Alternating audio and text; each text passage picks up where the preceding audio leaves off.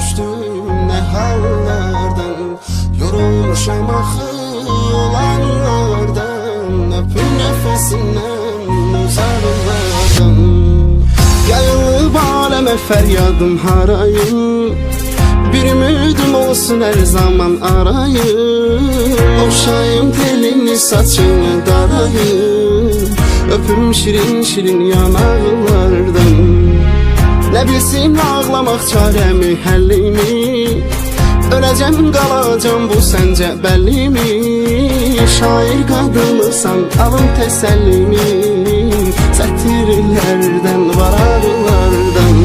Küsün həvəsimdən dodaqlardan, ne hallara düştüm ne hallardan, yorulmuşam axı olanlardan, öpün nefesinden uzaklardan. Kesin həvəsimdən dodaqlardan, ne hallara düştüm ne hallardan, yorulmuşam axı olanlardan, öpün nefesinden uzaklardan.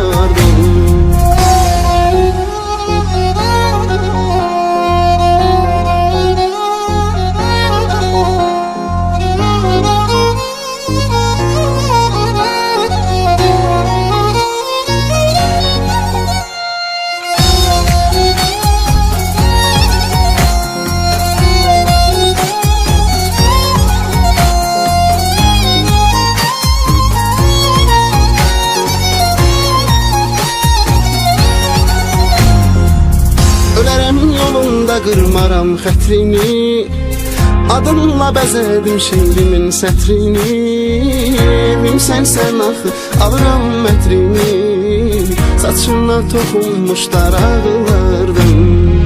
Bir sur ömrüm mənsiz sən tək necə qaldın, ölüm qollarında sən qəlbimə doldun. Vazgeçilməz oldun sən nə doğma oldun, həyatıma gəlmiş qonaqlardan.